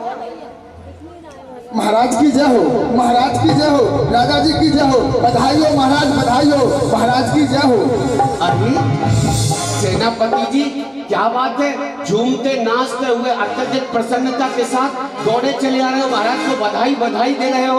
महाराज समाचार ही ऐसा लेकर आया हूँ, अगर आप भी सुनेंगे तो आप भी खुशी से झूम उठेंगे। बताइए सेनापति जी क्या समाचार लेकर आए हो? महाराज अभी अभी मैं अयोध्याशाला से आ रहा हूँ। मैंने वहाँ पर देखा हजारों देवों से रक्षित एक दीप्तमान प्रदीप्तमान चक्र रत्न की प्राप्ति हुई है। जय हो। सेनापति अब हमारे महाराज चक्रवर्ती बनेंगे। हम कितने सौभाग्यशाली हैं जो चक्रवर्ती के शासन काल में जीवन यापन करेंगे। धन्य महाराज, आप चक्रवर्ती बनने जा रहे हैं। जैसे ही आयुधशाला में चक्ररत्न की उत्पत्ति होती, 9 निधियां स्वयं महलों में समाहित हो जाती। काल निधि समस्त ऋतुओं के फल फूल एक समय में देने का कार्य करती काल निधि, महाकाल निधि, पद्म निधि, महापद्म निधि, पिंगल निधि, ये 9 प्रकार की निधियां धन धान से परिपूरित कर देती हैं महलों को। उसी समय राजभवनों में 14 रत्न भी समाहित हो जाते हैं। वैभव बढ़ता जा रहा है चक्रवर्ती भरतेश का। आज अत्यधिक प्रसन्नता छाई है राज दरबार में। अरे एक और दूध दौड़ा चला रहा है। महाराज की जय हो, महाराज की जय हो, महाराज की जय हो, महाराज की जय हो, राजा जी की जय हो, महाराजा जी की जय हो, महाराज की जय हो, महाराज की जय हो, महाराज की जय हो। अरे बनमाली, समस्त ऋतुओं के फल फूल एक साथ लेकर आए हो। हाँ महाराज, चेहरे पर रौनक, प्रसन्नता, प्रफुल्लता नजर आ रही। क्या बात है, क्या समाचार मिला ऐसा? महाराज मैं भी बहुत आश्चर्यचकित हूँ कि समस्त ऋतुओं के फल फूल वो भी एक साथ। क्या कारण है इसका? महाराज मैं बताता हूँ, बताइए। सुनिए। हाथ जोड़ विनती करूं शिरोमणि सरताज, वो संदेशा लाया सुखद सो सुन लीजिए महाराज।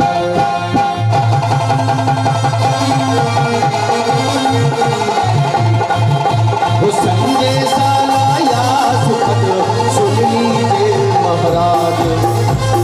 सुन लीजिए महाराज, आश्चर्य हुआ देख अतिवारी, और बाग बगीचे खिल उठे हैं महक उठी है प्यारी। बाग बगीचे खिल उठे महक उठी है प्यारी। बाग बगीचे खिल उठे और महक उठी है प्यारी। सभी ऋतुओं के फल आए, सभी ऋतुओं के फल आए, पक्षी भी मिल गए, और पक्षी भी मिल गए। और महाराज घात या कर्मों का क्षय किया है, और आपके पिता श्री महामुनिराज को केवल जय हो।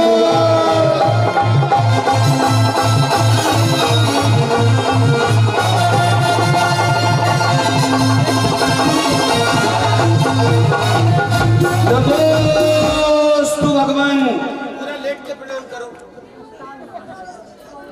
भरतेश का मुकुट गिर गया, और अच्छे अच्छे राजाओं के मुकुट गिर जाते जब महापुरुष को या तीर्थंकर प्रभु का जन्म होता या केवल ज्ञान की प्राप्ति होती तो मुकुट हिल जाते। अष्टांग प्रणाम किया भरतेश ने। गृहस्थ अवस्था के पिता श्री महामुनिराज आदिनाथ को केवल ज्ञान की प्राप्ति हुई। आपने देखा था ना दोपहर में जब भगवान का समोषण लगा था, देखा था? बोलो हाँ, ताली बजाओ तो। हे महाराज, आज आपको एक से बढ़कर एक 3 सुखद संदेश मिले। पहला पुत्र रत्न की प्राप्ति का, द्वितीय आयुधशाला में चक्ररत्न की उत्पत्ति का, और तीसरा समाचार आपके गृहस्थ अवस्था के पिता श्री महामुनिराज आदिनाथ को केवल ज्ञान की प्राप्ति का। क्यों ना हम सबसे पहले आदिनाथ के समोषण में चलकर उनकी पूजा अर्चना करें, वंदना करें, और आपके मन में जो जिज्ञासा है उनका समाधान करें। राज ऋषि से पूछा जाता कि पहले खुशी कौन सी मनाऊं? कितना अच्छा उत्तर देते राज ऋषि। हे भरतेश, पुत्र रत्न की प्राप्ति काम पुरुषार्थ से होती है, चक्र रत्न की प्राप्ति अर्थ पुरुषार्थ से हुई, लेकिन आपके पिता श्री महामुनिराज को केवल ज्ञान की प्राप्ति आपके और पिताश्री के साथी से पुण्य उदय से हुई है। तुम्हारा कर्तव्य बनता है सबसे पहले समोषण में जाकर उनकी पूजा अर्चना करो, आपके मन में जो जिज्ञासाएं हो उनका समाधान करो। और भरतेश समोषण में चलते हैं। आपने देखा होगा 60,000 प्रश्न पूछते तीर्थंकर प्रभु से और समाधान पा जाते। तो चल रहे हैं भरतेश समोषण में पूजा अर्चना करने के लिए। चलो भैया पूजा करने हम और तुम, चलो भैया पूजा करने हम और तुम। आदिनाथ को ध्याएंगे, समो शरण में जाएंगे। आप लोग भी बोलो, पुण्य कमाओगे। आदिनाथ को ध्याएंगे, बोलो समो शरण में जाएंगे। कौन? हम और तुम। चलो भैया पूजा करने हम और तुम, चलो भैया पूजा करने हम और तुम। सुच निर्मल नीलम गंध सुवक्ष पुष्प चरूले मन हर्षाण दीप ज्योत भाई। चलो भैया तीरथ करने हम और तुम, चलो भैया पूजा करने हम और तुम। चलो भैया पूजा करने हम और तुम, चलो भैया पूजा करने हम और तुम। समोसरण की पूजा करते जा रहा था।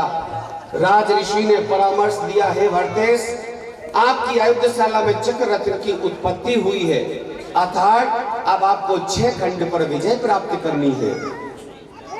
शीघ्रता से जाइए, 6 खंड के अधिपति बनकर आप विजय यात्रा शुरू कीजिए और 6 खंड पर विजय प्राप्त करके अयोध्या वापस लौटिए। यहाँ तैयारियां चलने लगती हैं दिग्विजय यात्रा के लिए। आए सभी सैनिक, सुदर्शन चक्र आगे चल रहा। आ जाओ सभी, आ जाओ, आप भी आ जाओ, लक्कू भैया आगे आ जाओ।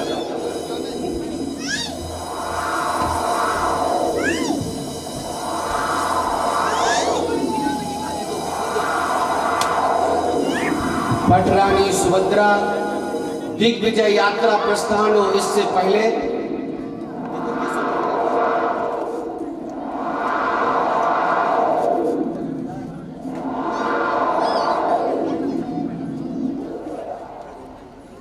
विजय तिलक लगा रही, आरती उतार रही, खड़ग थमा रही, कह रही है आए मंगल तिलक चल रहा। सुस्वागतम सुस्वागतम हो सुस्वागतम।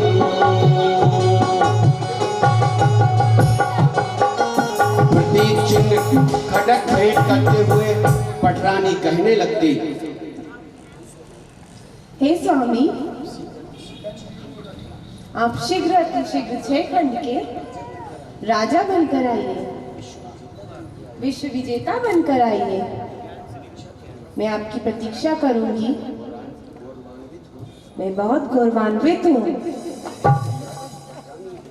चक्रवर्ती सम्राट की पटरानी हूँ। मुझे बहुत प्रशंसा हो रही है। चलिए प्रस्थान करते हैं। का फहरा रही, सुदर्शन चक्र आगे बढ़ा चला जा रहा। दिग्विजय यात्रा प्रारंभ हो रही है। साथियों के साथ में, ध्वजा लिए हाथों में, साथियों के साथ में ध्वजा। आप ही जाओ साथ में, पटरानी जी।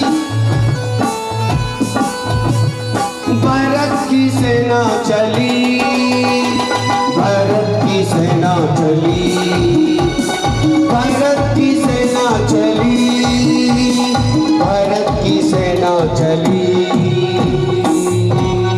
जय जय भरोसे, जय जय भरोसे, जय जय भरोसे। साथियों के साथ में, ध्वजा लिए हाथ में, भारत की सेना चली, भारत की सेना चली।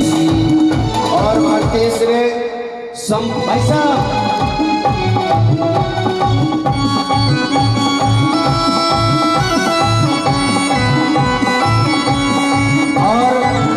और तीसरे आर्य खंड पर विजय प्राप्त कर ली।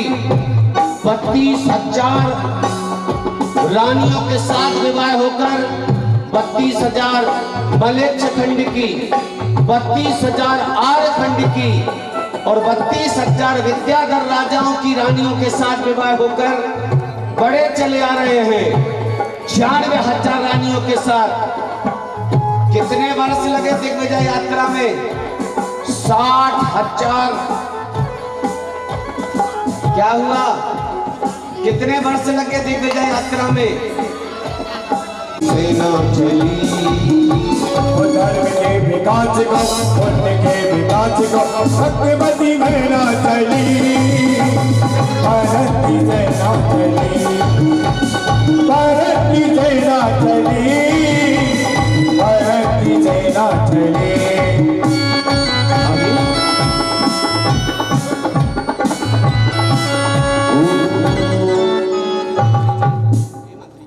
हे मंत्री जी, हमारा ये चक्र क्यों रुक गया है?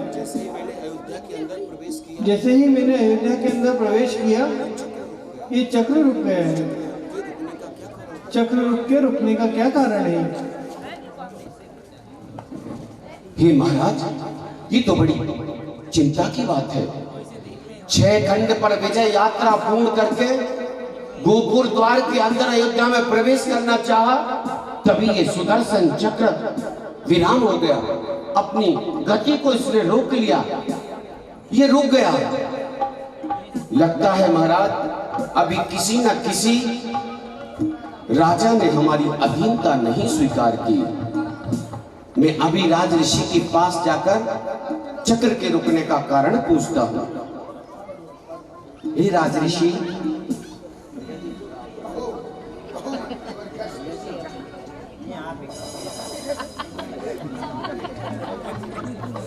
सुनो, राज ऋषि ने कहा है कि अभी आपने किसी न किसी राजा ने आपकी अधीनता नहीं स्वीकारी, और उनका संदेश संकेत है आपके अनुज छोटे भाई पोतनपुर नरेश बाहुबली ने आपकी अधीनता नहीं स्वीकारी। वो तो हमारा छोटा भाई है। तो क्या हुआ? आपका भले ही छोटा भाई हो, पर उनका अपना एक स्वामित्व अलग से राज्य है, अर्थात वह पोतनपुर के राजा हैं, उनको भी अधीनता स्वीकार करनी होगी। तब मैं कभी चक्रवर्ती नहीं बन पाऊंगा। मेरा छोटा भाई मेरी अधीनता कभी स्वीकार नहीं करेगा। हाँ महाराज, ये तो मैंने भी देखा कि आपसे पहले आपके 99 भाई आपकी अधीनता न स्वीकारने के कारण इससे पहले ही दीक्षा लेकर वन चले गए। सुनना कथानक जीवन में उतारने का है। आदिनाथ ने जो शिक्षा दी थी, यही दी थी कि जीवन में कभी किसी की अधीनता मत स्वीकारना। इससे अच्छा उन्होंने या तो युद्ध होता या फिर वो शरण में आ जाते। तो उन्होंने अधीनता नहीं स्वीकारी। आपके 99 भाई दीक्षा लेकर वन चले गए आत्मकल्याण करने। पर आप निश्चिंत रहिए, मैं अपनी वाक्य चातुर्यता से, छल से, बल से, कौशल से जैसे भी बनेगा आपके अनुज छोटे भाई बाहुबली को पोतनपुर से अयोध्या लेकर आऊंगा, उनसे आपकी अधीनता स्वीकार कराऊंगा, आपको चक्रवर्ती बनाऊंगा। आप निश्चिंत रहे, मैं स्वयं मंत्री दूत बनकर पोतनपुर जाता हूं और यह प्रस्ताव आपके छोटे भाई के पास रखता हूं। देखना, मेरी बात को पठता, मेरी बात को चातुर्यता में वो ऐसे उलझ जाएंगे, सरलता से शास्त्रा से आकर आपको प्रणाम करेंगे, आपकी अधीनता स्वीकार करेंगे और आप चक्रवर्ती सम्राट बनेंगे। जब तक मैं पोतनपुर जाता हूं, आप लोग यहाँ छावनी में विश्राम कीजिए। चलिए, आप लोग छावनी में विश्राम कीजिए, मैं पोतनपुर चलता हूं। शीघ्र जाता हूं, पोतनपुर जाकर बाहुबली को ये संदेश सुनाता हूं और साथ साथ उन्हें सरलता से, सहजता से अयोध्या लेकर आता हूं। हाँ हाँ, सावधान, होशियार, पोतनपुर नरेश बाहुबली राज दरबार में पधार रहे हैं।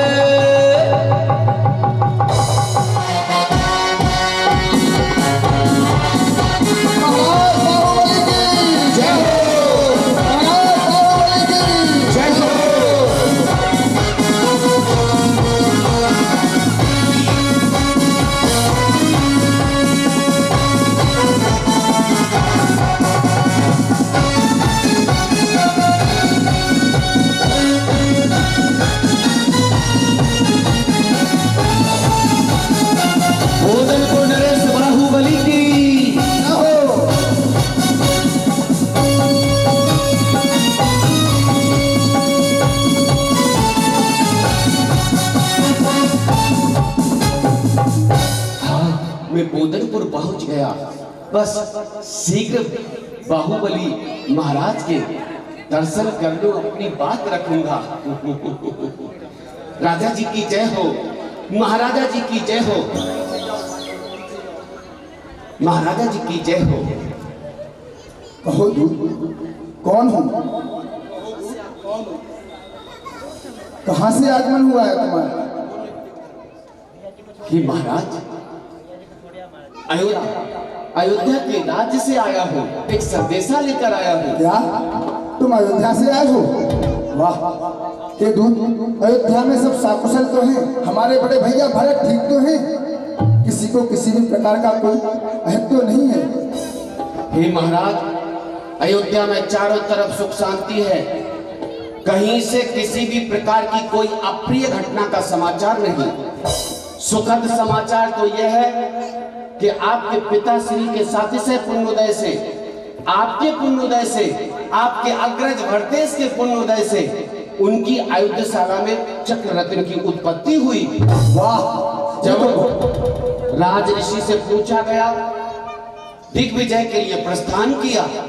दिग्विजय यात्रा 6 खंड की पूरी करके जैसे ही अयोध्या में प्रवेश करना चाहा, तभी क्या धृतराज, क्या हुआ? कहते कहते रुक क्यों गए? कहो क्या हुआ? हे महाराज, तभी चक्र रुक गया। क्या? आगे नहीं बढ़ा महाराज। चक्र रुक गया? परंतु कैसे? किसी को कोई अहित तो नहीं हुआ? हमारे बड़े भैया भरत ठीक तो हैं? कहो दूत, क्या हुआ? महाराज, आपके अग्रज, आपके बड़े भैया सकुशल हैं। बहनों, तुम्हारा मंगलाचरण है क्या? तुम्हें 2 बार तो बुला लिया कि आ जाओ बेटियों, यदि हो तो आ जाओ, जल्दी से अभी करा देते हैं। जैसे ही हमारे महाराज सुदर्शन चक्र के साथ अयोध्या में प्रवेश करने को हुए, तभी चक्र रुक गया, आगे नहीं बढ़ा। किसी भी प्रकार की कोई क्षति नहीं हुई। जब राज ऋषि से रुकने का कारण पूछा तो उन्होंने कहा, हमारे चक्रवर्ती सम्राट भरतेश ने कहा है कि आप अयोध्या पहुंचे और अपने अग्रज बड़े भाई की अधीनता स्वीकार करें। इस महान अनुष्ठान में आप अंतिम आहुति देकर उनकी दिग्विजय यात्रा पूर्ण कराएं, उन्हें चक्रवर्ती बनने का आप भी साथ दें। महाराज, आप अयोध्या चलिए। ये दूतराज, और क्या कहा तुम्हारे महाराज भरत चक्रवर्ती ने? कहो दूतराज, और क्या कहा तुम्हारे महाराज भरत चक्रवर्ती ने? ये महाराज, उन्होंने कहा है कि आपके इस महान अनुष्ठान में अंतिम आहुति लगते ही वह चक्रवर्ती बन जाएंगे, सो आप चले और उनकी अधीनता स्वीकारें। बस दूतराज, बस! यह तुमने सोच भी कैसे लिया कि महाराज बाहुबली किसी की अधीनता स्वीकार कर सकता है? जाओ, जाकर कह दो अपने महाराज भरतेश से, बाहुबली किसी की अधीनता स्वीकार नहीं करता। महाराज, इसमें बुराई ही क्या है? आखिर वह आपके बड़े भैया हैं, पिता तुल्य ज्येष्ठ भ्राता है। यदि उनके आपने चरण छू लिए, नतमस्तक हो गए, उनकी अधीनता स्वीकार कर ली, तो इसमें आपकी क्या मानहानि है? यही तो बात है दूतराज, यही तो बात है। अगर यह संदेशा एक बड़े भाई ने अपने छोटे भाई के लिए भेजा होता तो मैं स्वतः ही उनके चरणों में नतमस्तक हो जाता, परंतु यह संदेश एक राजा ने राजा के लिए भेजा है, और मैं एक स्वतंत्र देश का स्वतंत्र शासक इस बात को कभी स्वीकार नहीं करूंगा कि मैं किसी की अधीनता स्वीकार करूं। क्योंकि पिताश्री ने जब बड़े भैया को अयोध्या का और मुझे गोदनपुर का राज दिया था, तब उन्होंने कहा था कि हम अपनी आजादी को हरगिज मिटा सकते नहीं, सर कटा सकते हैं लेकिन सर झुका सकते नहीं। इसलिए जाओ दूतराज और कह दो अपने महाराज भरतेश से कि बाहुबली तुम्हारी अधीनता कभी स्वीकार नहीं कर सकता। क्षमा करें महाराज, इस मंत्री की धृष्टता, दूत की धृष्टता को क्षमा करें। यदि आप कहते हैं कि हमें भरतेश की अधीनता स्वीकार नहीं, तो इसका क्या परिणाम होगा? इसका परिणाम जानते हैं आप? हाँ, अवश्य जानता हूँ। युद्ध भी होगा तो कौन डरता है युद्ध से? कदाचित तुम जानते नहीं दूतराज कि अयोध्या के सौसनिक और पोदापुर का एक युद्ध तो होगा महाराज, पर मुझे तो हंसी इस बात की आ रही, हेलो, हमें तो हंसी इस बात की आ रही, माइक ठीक करो ना, गूंज रही आवाज है, पीछे से आवाज आ रही, कुछ समझ नहीं आ रहा।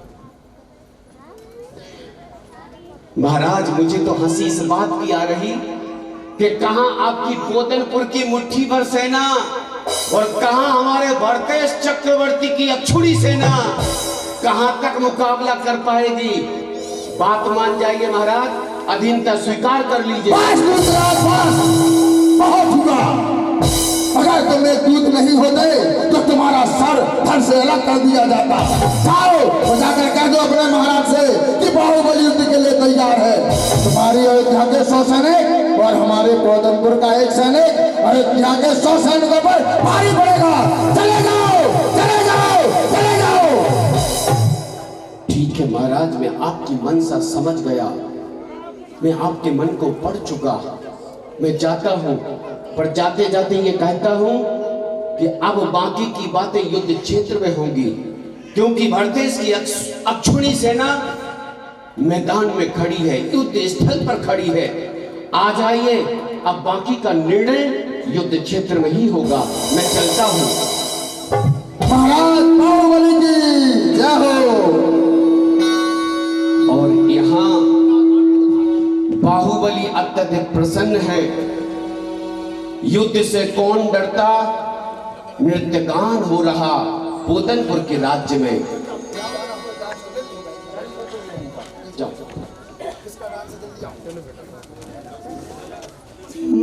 नृत्यांगना का प्रणाम स्वीकार करें।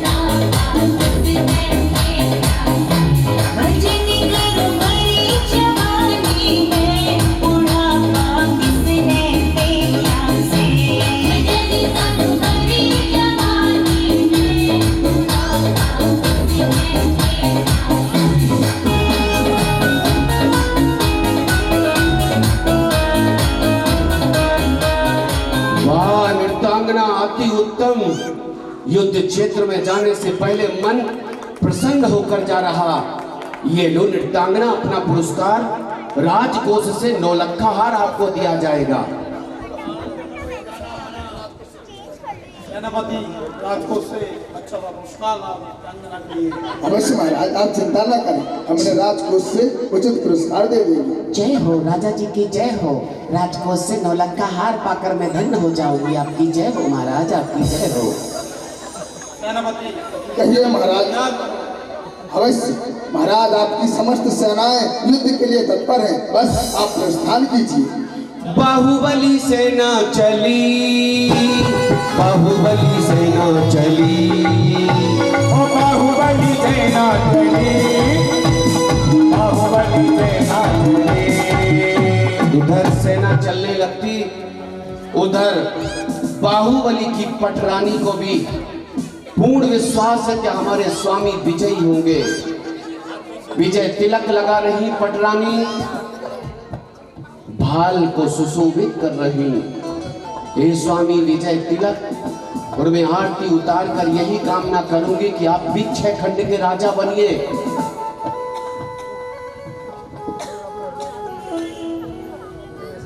चरण छूकर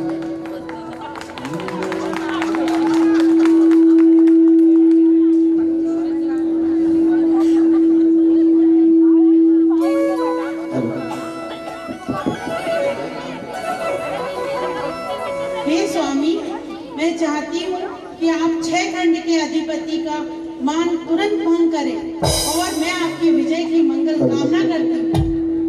आप युद्ध के लिए प्रस्थान करें स्वामी। ताली बजाइएगा। वैसे महारानी तो ऐसी बनी है कि इनकी भी आवश्यकता पड़ेगी युद्ध में, बहुत काम आएंगी ये। कुछ लोग तो केवल देख के ही डर के भाग जाएंगे।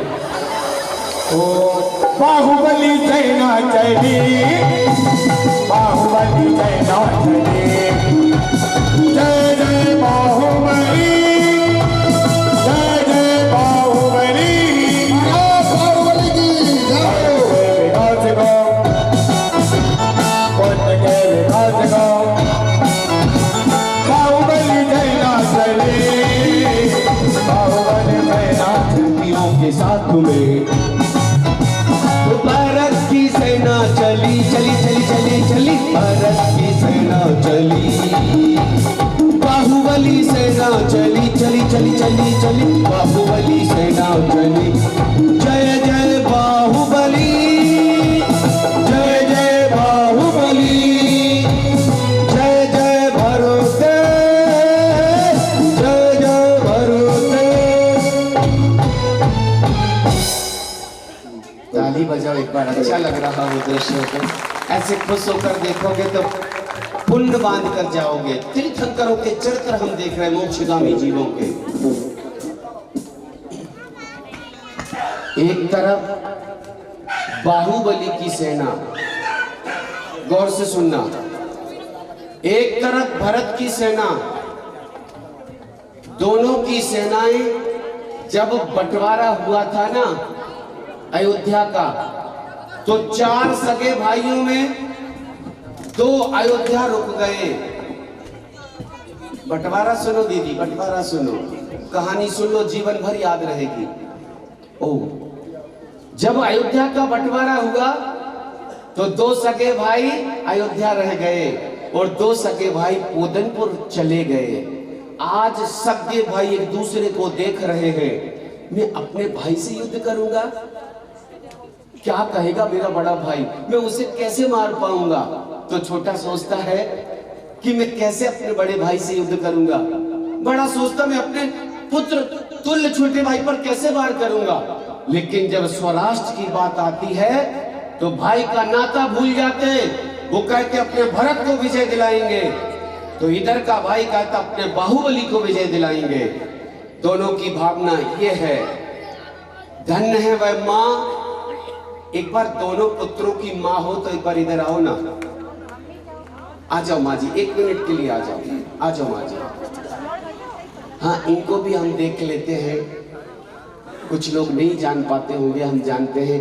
भरत की माँ और बाहुबली की माँ, क्या सुंदर प्रसंग है। जैसे ही माँ को पता चला कि दोनों बेटों में लड़ाई चल रही, युद्ध होगा, युद्ध की नौबत आ गई। आप किनकी माँ हो? इधर आओ, इधर।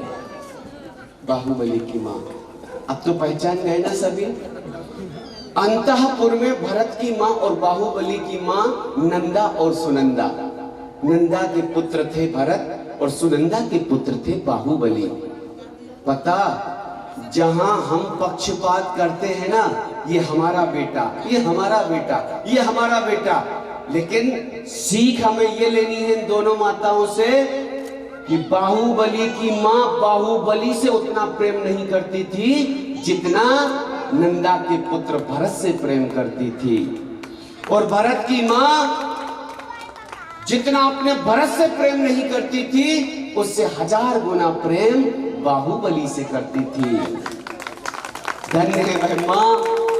जब पता चला कि भरत ने ये नौबत खड़ी कर दी कि युद्ध की नौबत आ गई, तो इधर माँ बाहुबली की माँ से कहने लगती, भरत की माँ, इधर आओ, थोड़ा पास आओ।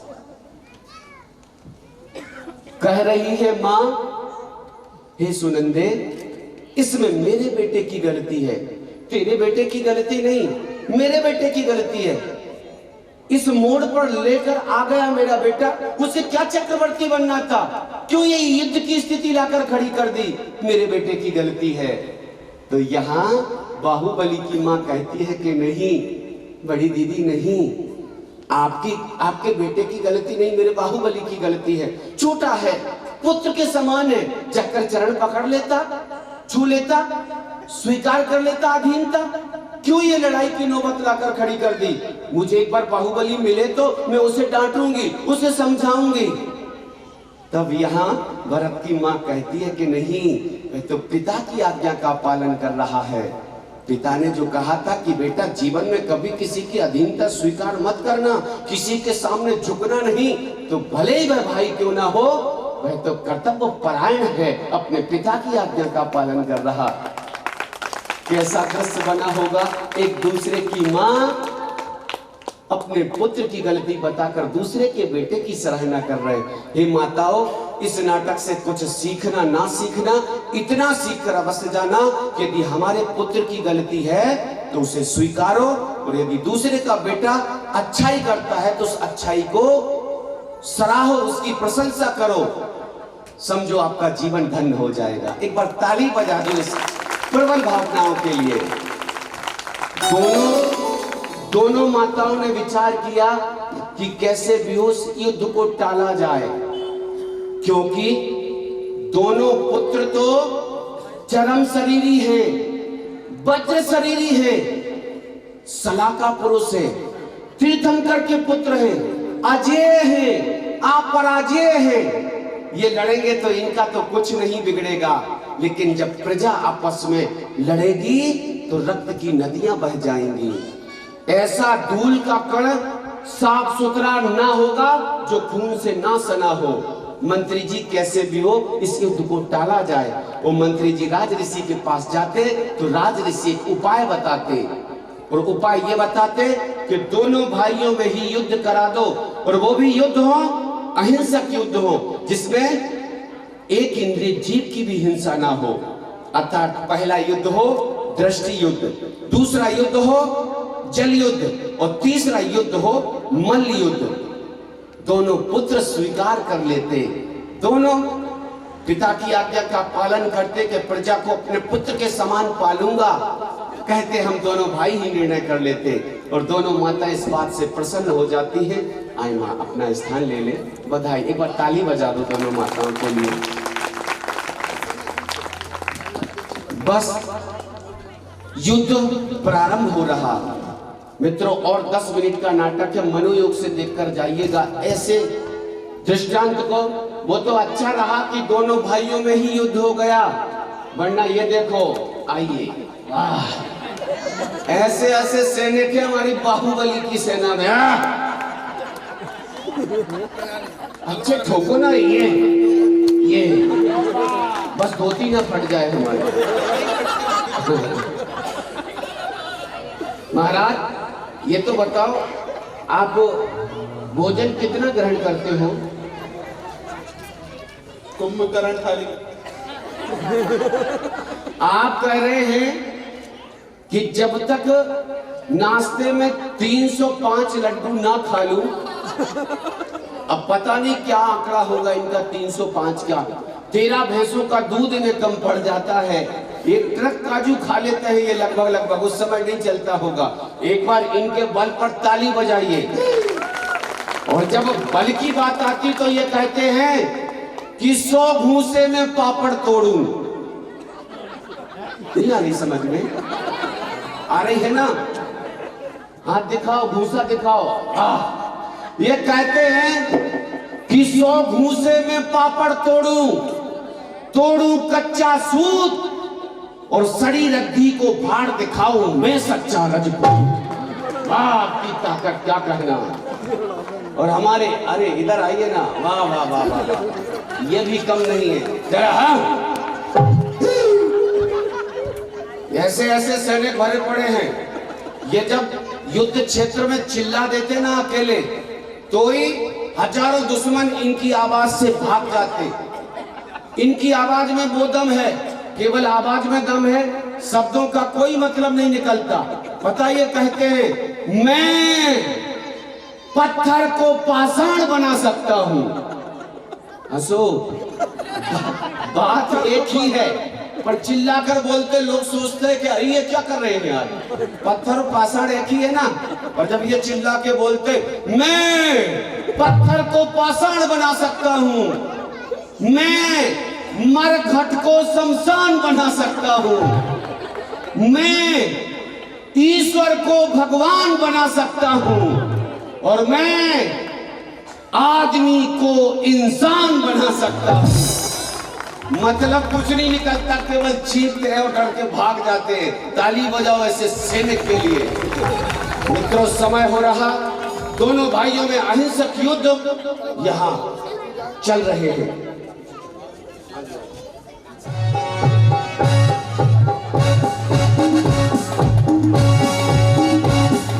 आजा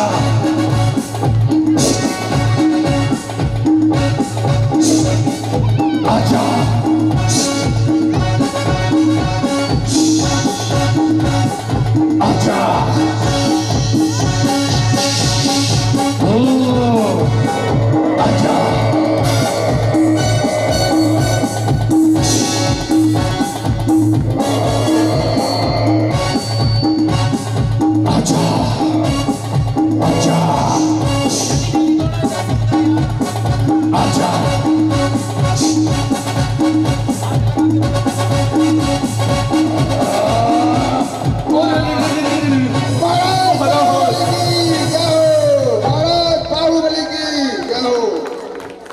ये क्या किया महाराज, आपने पलकें क्यों झपका ली? अर्थात आपकी पलकें झपकते ही आप पहला युद्ध हार गए हो महाराज। आप पहला युद्ध हार गए हो और प्रथम युद्ध में बाहुबली विजयी हुए। कोई बात नहीं महाराज, एक युद्ध हार गए तो कोई बात नहीं, अभी दूसरा युद्ध है जल युद्ध, इसमें तो आप अवश्य जीतेंगे, क्योंकि मुझे पता है बाहुबली को आपने ही सिखाया था। आप कैसे कमर पर कपड़ा बांध लेते थे और बाहुबली से कहते थे बाहुबली तैरो, और तैरते तैरते आप युद्ध सिखाया करते थे। जरूर द्वितीय युद्ध आप जीतोगे। सावधान, द्वितीय युद्ध जल युद्ध प्रारंभ किया जाता है।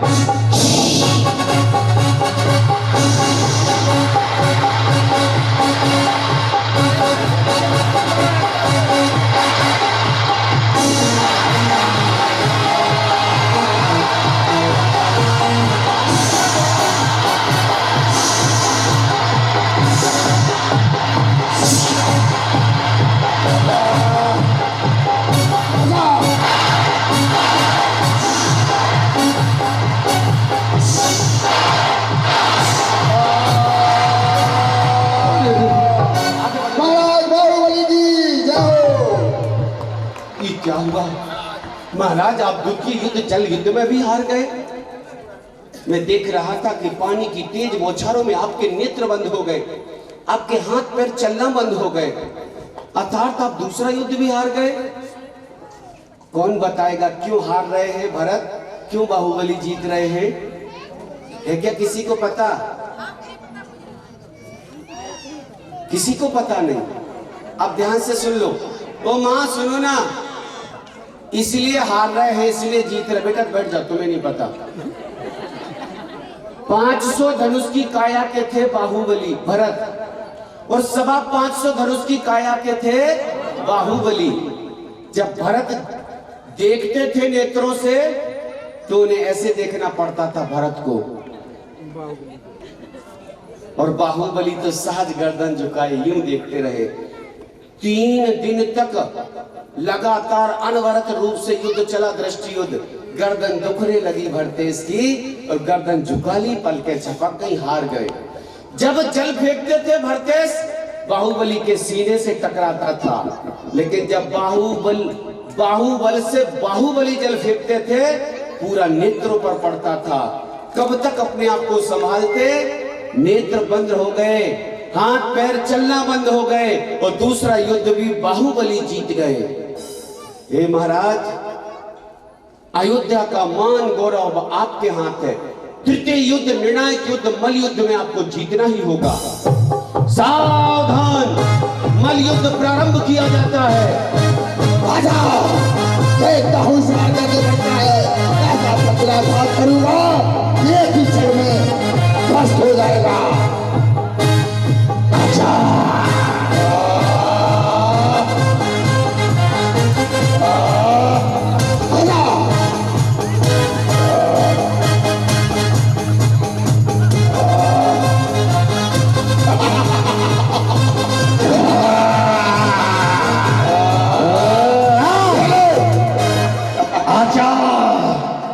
नहीं छोड़ूंगा।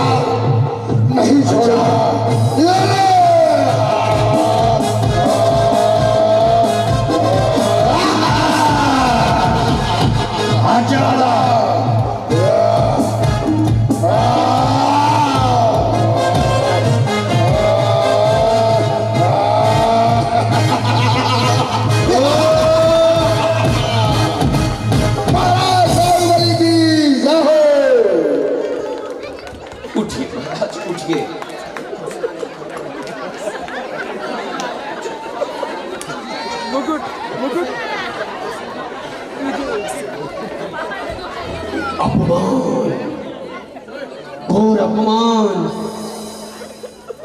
तूने मेरा 6 खंड के राजाओं के बीच अपमान किया। तू जीवित रहने का अधिकारी नहीं, मार दूंगा तुझे। ये 6 खंड के राजा मेरा पराजित होना देख रहे, मेरी हंसी उड़ा रहे। मैं हार नहीं मानूंगा, मार दूंगा तुझे। तू मेरा भाई नहीं, बैरी है। हे सुदर्शन चक्र, प्रकट हो, आओ।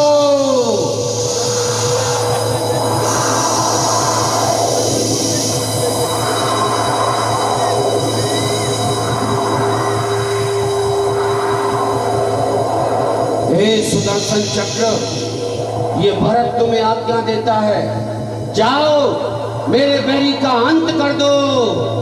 जो आज्ञा।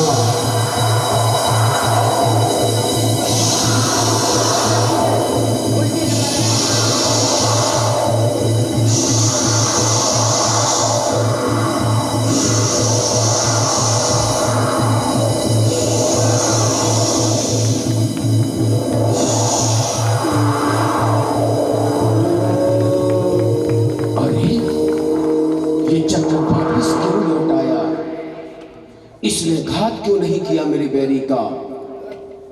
तभी आकाशवाणी होती, हे भरतेश, ये आपने क्या किया?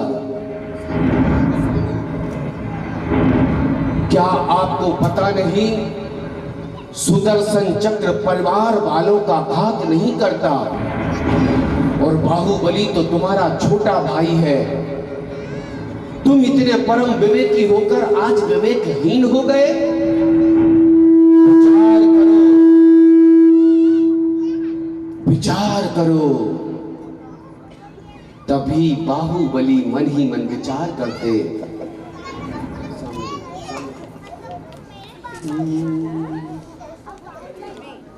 क्या यही जीवन है?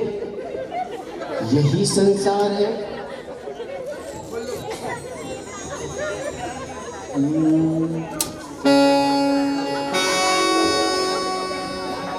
कौन हंस रहा? समय की नजाकत देखो, हम प्रबुद्ध श्रोता हैं।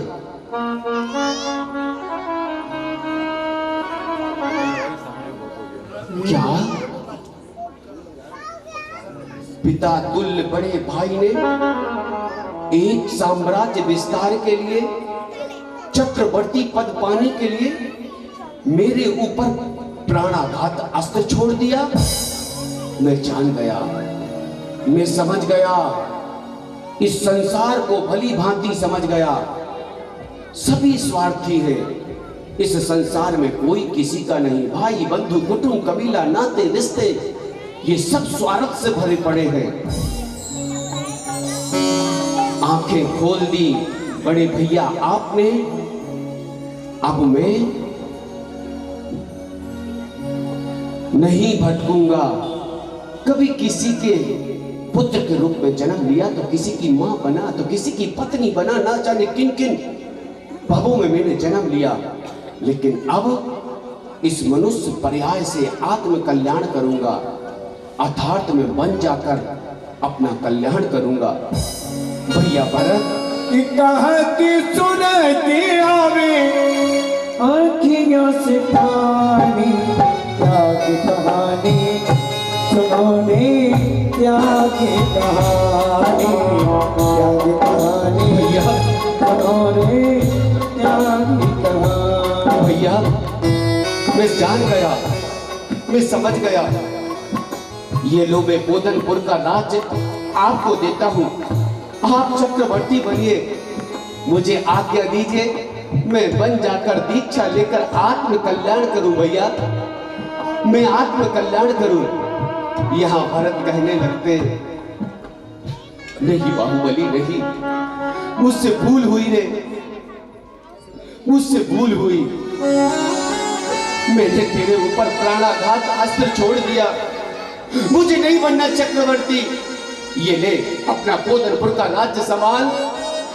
दीक्षा लेने तो मैं जाऊंगा, तूने इस भरत की आंखें खोल दी, मैं जाऊंगा दीक्षा लेने।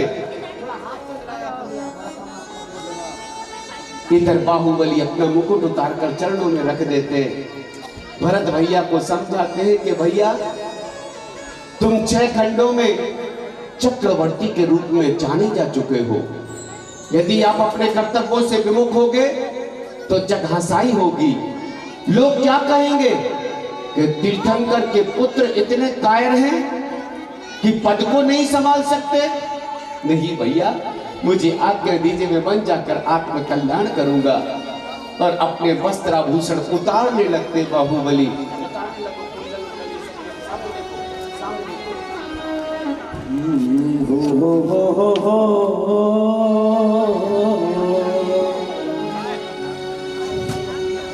बाहुबली नहीं जाओ, छोटे भाई नहीं जाओ, मेरे भाई नहीं जाओ, बाहुबली नहीं जाओ। सौगंध तुम्हें मेरी, मुझे इतना न तड़पाओ। मेरे भाई नहीं जाओ, छोटे भाई नहीं जाओ।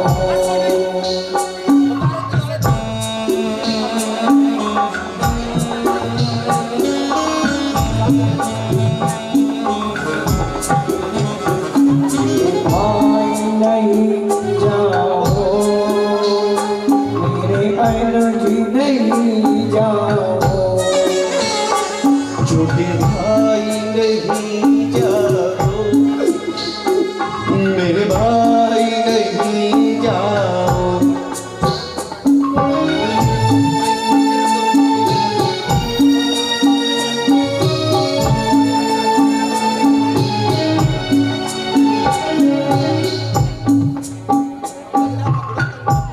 दृश्य देखिए माँ जी, दृश्य देखिए। बाहुबली की आंखों में आंसू बह रहे, भरत की आंखों में आंसू बह रहे। कभी एक बहुत ही अच्छा शास्त्र लिखा है भरतेश वैभव, थोड़ा सा सिलो, भरतेश वैभव को पढ़ना। ऐसा चरित्र चित्रण किया भरत और बाहुबली का। ममता भाभी, भरत अश्रुधारा प्रवाहित कर रहे, ऐसे लग रहा इधर आंसू बहा रहे हैं बाहुबली। ऐसे लगता जैसे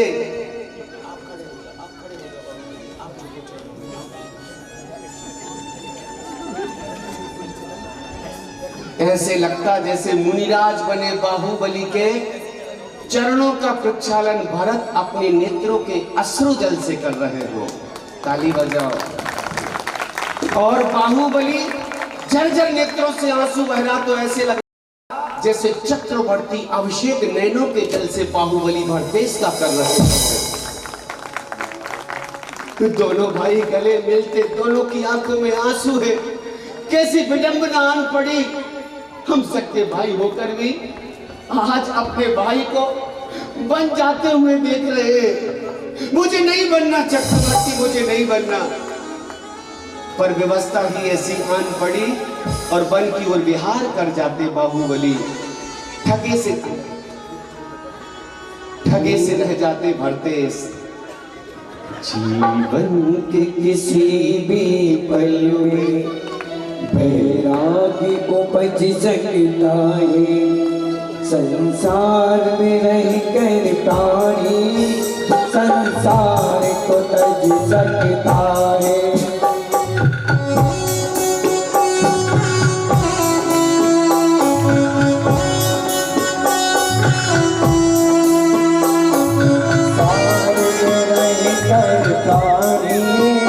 संसार को तज सकता